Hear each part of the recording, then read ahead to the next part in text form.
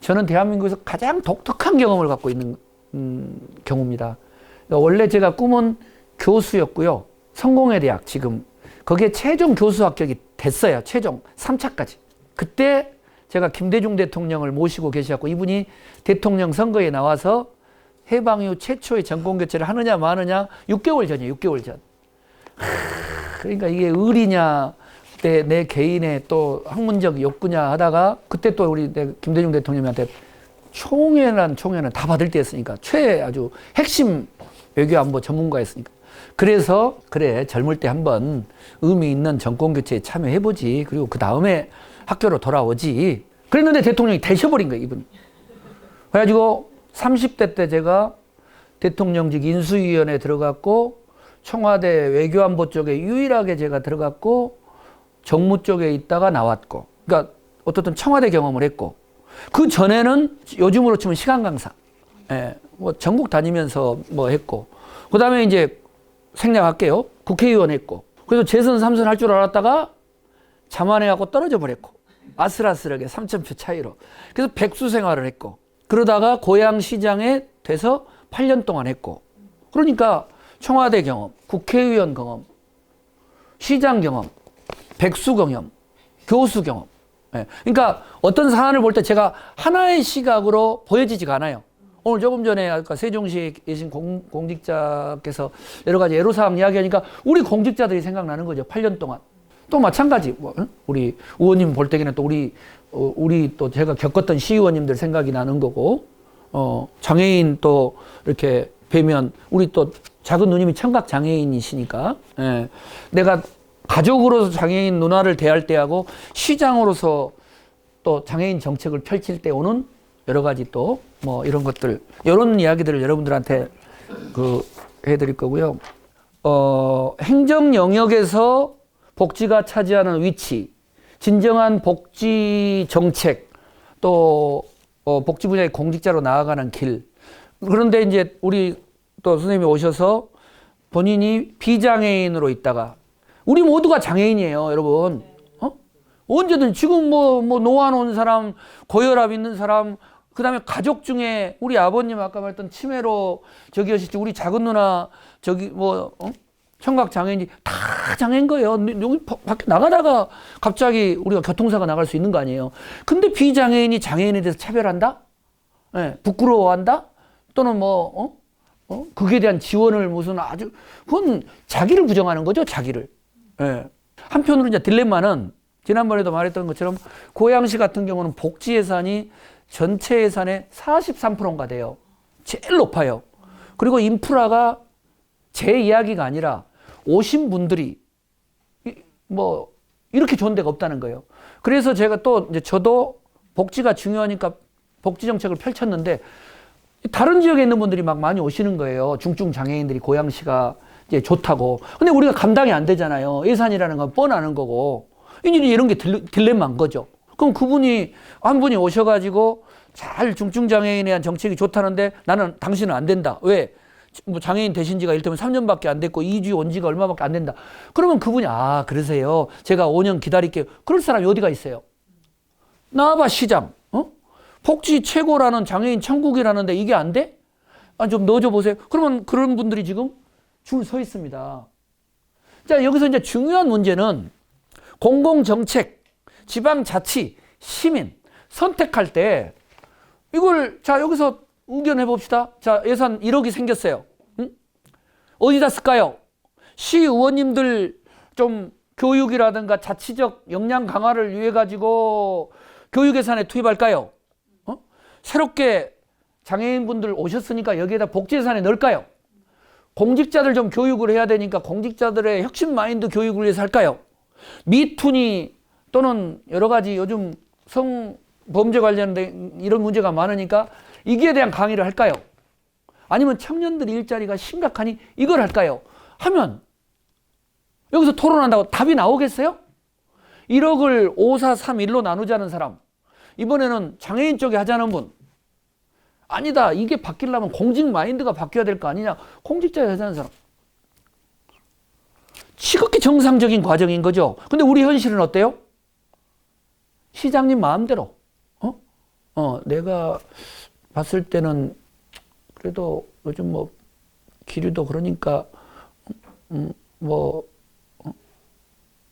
미투 사건이 커지고 이러니까 그쪽이 좀 낫지 않을까? 그럼 어떻게 돼요? 바로 1억이 그리 편성돼 버리잖아요.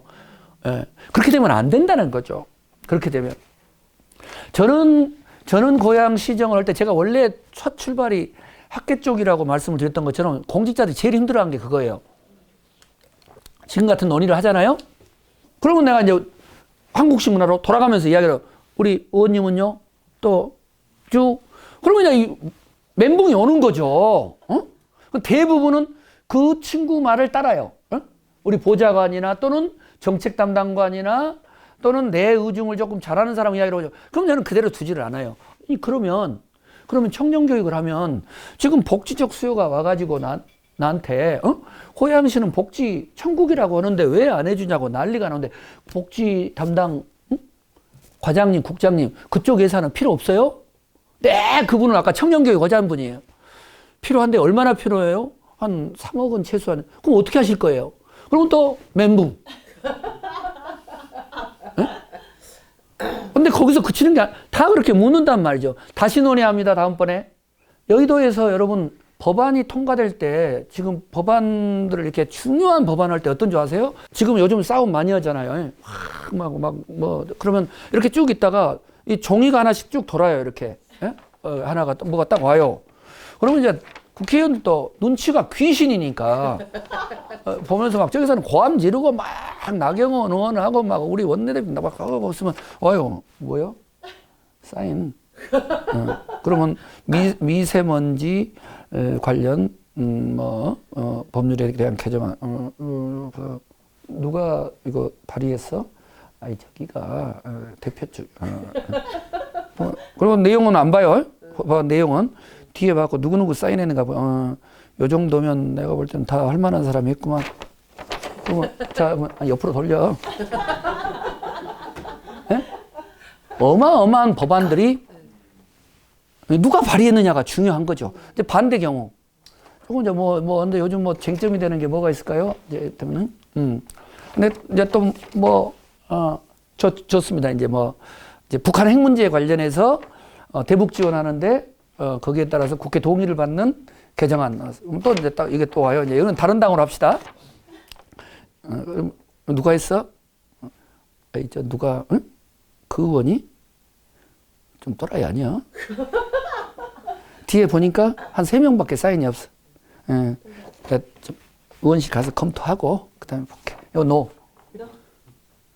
어마어마한 법들이 많은 경우가. 근데 나중에 이제 그게 저도 이제 국회에 있었으니까 그리고 나서 고양시 가갖고 보면 난리가 나버린 거죠. 시민들이 한쪽도 나한테 쳐들어와서 시장님 왜? 아니 우리 집이 여기 있는데 우리 담벼락 옆에 저기에 공동 묘지가 들어서고 여기에 기피 시설이 들어오고 당신이 와서 살아봐라 이러는 거. 그런데 또 와서 봐갖고 쭉 검토해보면 법이 그렇게 마련이 되어 있는 거예요. 그 사람 법 보고 온 거예요. 어떻게 해야 되는 거예요? 의원님. 아니 어떻게 해줘야 되냐고 이거를. 그런데 거기서 끝나느냐? 아니죠. 거기 이제 대책위를 누가 또라고 뛰두르고 와가지고 와서 고양시는 만나면은 누가 딱 와서 우리는 이제 고양시는 또 이렇게 지식인 그룹들이 많이 살았고 누가 뛰두르고 와요. 그러면 이제 누가 그래요. 이제 저 모르시냐고. 또 누구시더라고. PD 수첩 PD예요. 그러면서 이야기를 쭉 하는 거니까 당신 이 문제 안 풀으면 바로 PD 수첩 나와버린다는 거예요. 이제 거의 분위기는. 실제 나오고, 실제. 아까 말했던 1억이라는 예산이 들었을 때, 10억이라는 예산이 들었을 때 어디에다가 정책적 예산을 투입할 건가? 어떤 과정을 통해서 결정해야 될 건가? 그런데 그렇게 해서 결정을 했다 칩시다. 이제 저희는 그렇게 했어요. 제안서를 올려라. 이 1억을 어떻게 썼으면 좋은지. 그래서 한 부서에서 너무 의미 있는 게 오면 그걸로 채택하고 아니면 2개로 나누고 3개로 나누고 그리고 논의 과정을 거치고. 그러면 만족합니까? 아니죠. 그 인센티브를 따온 부서에서는 혹은 또 어떤 경우는 예산을 또 줄여야 되는 경우도 있어요. 이런 과정에서 가장 중요한 것이 합의를 도출하고 쟁점을 명료히 하고 또 그 의사결정을 따르게 하는 동의구조를 만드는 것들. 이게 너무너무 중요하다는 거죠. 그래서 아마 여기 계신 분들 중 반은 우울증에 걸리셨을 거야. 내가 손들으라고는 안 할게요. 그리고 우울증에 걸린 거 안 걸린 거 공통점은 자신은 절대 안 걸렸다. 이 사람들이 걸린 사람이야. 내가 좀 이상하다. 이게 요즘 우울해지고 이런 사람은 전혀 정상인 문제가 없는 경우인데 왜 그러느냐? 왜 그러느냐? 너무도 그러니까 서로의 위치에 따라서 극한적 갈등이 많으니까 층간소음에 또 공직에 나가면 또 민원인의 다른 부서와의 상급자와의 관계에 그래서 우리가 공공 정책을 접하고 또 지방자치를 공부하고 또 시민의 관점에서 생각할 때 제일 중요한 건 지난번에 제가 잠깐 핵심적으로 있지만 오늘 제가 이제 이 울보시장의 핵심 키워드도 시민을 가족처럼 그렇게 행동하기는 어려워요. 그렇게 생각하는 노력을 하자는 거죠. 저는 조금 예외적으로 가족들보다는 이 시민들한테 더 시간, 뭐 청장님도 마찬가지일 거예요. 대체로 단체장들이. 그러다 보니까, 예, 뭐, 가족 내에서 너무너무 힘든데, 우리 아들, 딸은 인터넷 막 뛰어버린다고 그랬어요. 눈만 오면은 막 밖으로 나가고 미친 듯이 막 사진 찍고 다니니까 집안은 안 챙기고, 응? 뭐 틈만 나면 막 SNS에다 하는데 아빠, 우리도 105만 명 중에 한 사람으로는 취급해줘야 될 거 아니냐. 나 할 말이 없죠, 뭐. 어떻게 하냐? 니들이 이해를 해줘야지. 현실이 그렇잖아요. 여러분들도 지금 다 현장에서 경험하는 거잖아요. 예. 근데 하나만 잘못하면은 거기에 요즘은 SNS 문화가 있으니까 입에 담을 수 없는 비난과 또 99%가 동의해도 한 사람이 반대해버리면은 되게 되고, 또 공직 내에서는 감사에다가 뭐 또 막, 또 일부 언론에서 막 뭐 제기한 것에다가 이걸 어떻게 감당해요? 예. 다시 원래대로 돌아와서 약간 실존적인 부분은 제가 여러분들에게 고민, 숙제, 저랑 수업을 하면서 얻어갔으면 하는 것은 여러분들이 실존적 해법을 찾아갔으면 좋겠어요. 아, 내가 공직에 있을 때, 또 내가 앞으로 살아갈 때, 저도 그 훈련 중이에요, 매일. 이렇게 훈련해야 되겠구나. 합리적인 사고를 하고, 토론을 하고, 정책 결정을 해나가고, 대인관계를 맺어나가고, 또 끊임없이 배워나가고. 이런 부분에 대한 여러분들의 훈련. 그리고 동시에 여러분 스트레스를 안 받는 게요. 그쪽을 알아야 스트레스를 안 받아요. 자기가 모르는 영역은 계속 피해가고 싶어요. 그리고 사람이라는 게 어떤 일도 수업도 그렇잖아요. 수업도 그렇고 어디 모임도 그렇고 내가 거기서 주도적인 역할을 하게 되면 재밌죠. 근데 그러지 않으면 계속 피해가게 된다는 거죠. 근데 문제는 제가 이제 공직자들한테 한 교육 중에 그거 하나예요. 신입 직원이 애로사랑을 이야기를 하니까 되게 이제 신입 직원이 막 오면은 다 동으로 가잖아요. 동 주민센터에서 한 5년 있다 되게 오는데 우리는 그걸 희망보직이라고 해가지고 이렇게 막 장애인분이 오면은 장애인 쪽으로 보내고 써요. 자기가 1지망, 2지망, 3지망. 그 막 연예 기획사에서 놀다 온 친구 있어요. 네, 놀다가 이제 원 없이 놀아가지고 공직자가 연금도 나오고 좋다고 해서 들어온 사람이 있어. 예. 그 사람은 문화예술과에다 보내놨더니 나중에 제가 이제 어디 호수공원에서 지금도 기억이 생각나요. 호수 꽃박람회 하고 있는데 누가 막 땅바닥에 엎드려갖고 사진을 찍고 있는 거예요. 그래서 저 사람은 어디 기자인가 무슨 시민 기자인가 저 누구냐고 했더니 엊그저께 뽑아온 직원인데 그렇게 놀던 친구가 업무를 맡으니까 노는 거지 자기는. 그걸 안 하면은 동사무소 가가지고 지금 주민등록증 떼고 있어야 될 텐데 이제 웃지 못할 에피소드이지만 근데 우리의 상황이 다 그렇게가 안 되잖아요. 어떻게 다 만족해요? 다 인사부서에 올라오고 감사부서에 오려고 하는데 원하지 않는 부서에 가게 되는 거죠. 아까 이야기했던 이제 고민이 뭐냐면 그 직원이 신입 직원이 동사무소에 이렇게 이제 앉아 있는데 저도 이제 시장 그만두고는 그냥 일반인이니까 내가 동사무소 갈 거 아니에요. 다 나를 알아보는 거. 그렇게 이제 나는 그때 기억이 나니까 저 주민등록증 좀 떼러 왔는데요. 그러면 여기 지가 전 시장이든 아니든 알 게 없고 여기서는 네 잠깐 기다리세요. 근데 경험이 중요한 게 뭐가 떠오르느냐? 신입 직원의 고민이 동사무소에서 누가 민원인이 왔는데 실제 있었던 이야기라는 거예요. 뭐라고 하니까 이렇게 쳐다봤더니 왜 째려보냐고. 그 다음에 이게 좀 낮고 저기는 높으니까 말하는데 밑에 뭐 썼더니 왜 안 쳐다보냐고.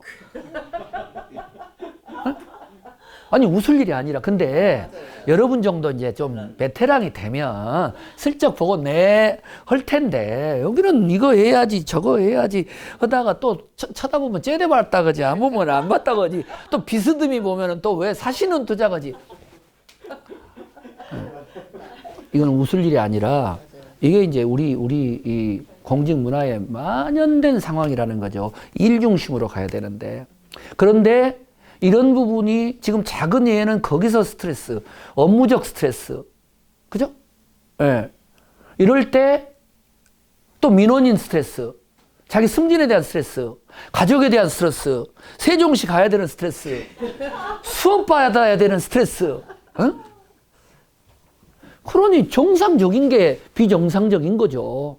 어떻게 할 거냔 말이에요. 여기서 어떻게. 이게 여러분들한테만 벌어지는 일이 아니라 지금 2019년 오늘 현재 김정은과 트럼프 간에 지금 박 터지는 총성 없는 전쟁. 그죠? 시진핑과 트럼프 간의 북미 전쟁. 어? 여의도에 지금 또 벌어지고 있는 또 정당끼리 내년도 선거제 개편 들고 목숨 건 싸움. 응? 승리 뭐 해가지고 또 그쪽 부분. 우리 집 위층 집, 아래층 집, 옆집. 당장 우리 안으로 돌아와서 예, 우리 안으로 돌아와서 여러분이 여기 실존적으로 있으면 나 예, 제일 여러분을 둘러싸고 있는 조직 그죠? 공직 네. 또 뭐 시 집행부 같은 말이죠. 의회 있죠? 예. 네. 그 다음에 나 속에는 진짜 나인 가족. 그리고 이걸 둘러싸고 있는 지역. 지역도 두 개래요. 응? 살고 있는 지역, 일하고 있는 지역. 그 다음에 국가. 우리는 또 여기에 엄청난 메가톤급 핵폭탄급 압박을 주는 김정은의 핵. 여기는 또 심심하면 주한미군 주둔비 올려라, 방위비 해라. 응? 하여튼 트럼프. 또 뭐가 있어요? 요즘에 나와 여기를 숨도 못 쉬게 하는 시진핑과 중국에서 날라오는 미세먼지, 공포. 또 심심하면 아주 뚜껑 열리게 일본군 위안부서부터 약 올리면서 아주 사사건건 아주 하고 있는 이 상황. 이제 여기 내에서 나 내로 가면 위에 상급자, 하급자, 동료. 그죠? 또 상급자 위에 대표, 책임자. 그죠? 여기를 또 감시 감독하는 국회, 또 감사. 응. 여기가 여러분 있단 말이에요. 여기가.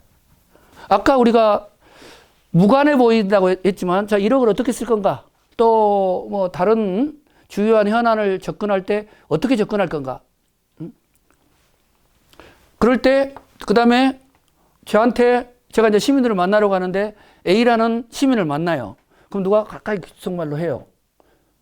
저 누구 아세요? 누구요? 아, 저 구청에 안다고 해야죠. 네네네 유능하죠. 왜요? 우리 아들이 잘 부탁해요. 네네 하고 이제 오죠. 근데 그분이 딴 데 가가지고 만약에 자기가 민원을 넣었는데 공직자가 좀 쳐다보거나 째려보거나 불친절하면 어떻게 돼요? 시장님, 공직자 교육 좀 똑바로 좀 시키십시오. 자기가 아들일 때와 민원인일 때와 공직자는 어떤가요? 아니 너무 심한 악성 민원인도 있지만 오면 정말 불친절한 그 사람이 우리 어머니, 아버지, 할머니도 얼마나 답답해요.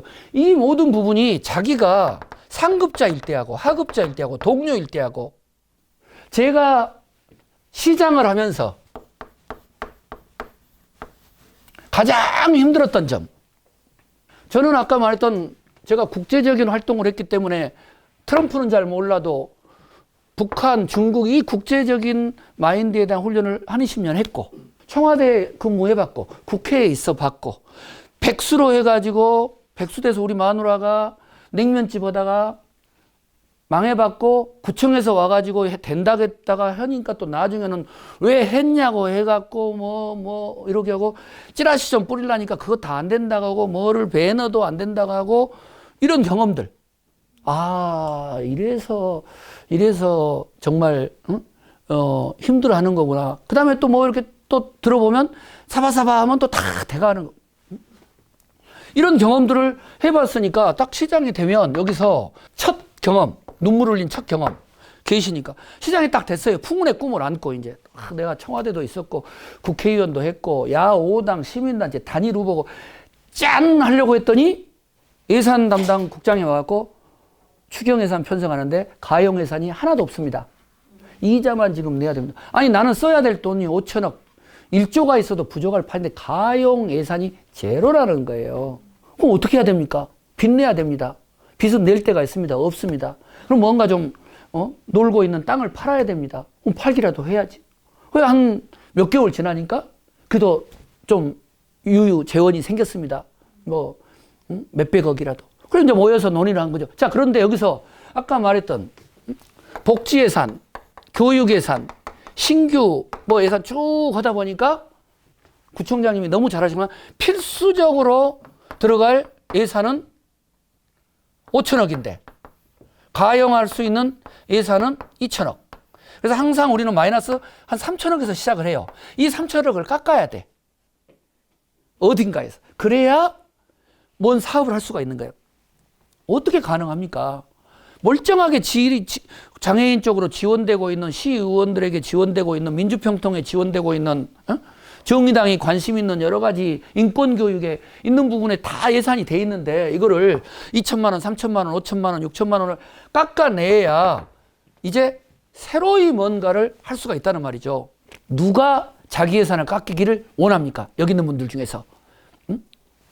강동구청 예산을 서울시에서 짜는데 미안하지만 100억만 깎으십시오 할 때 네 좋습니다. 강서구 발전을 위해서 제가 양보하겠습니다. 칙을 놔야 되는 거죠.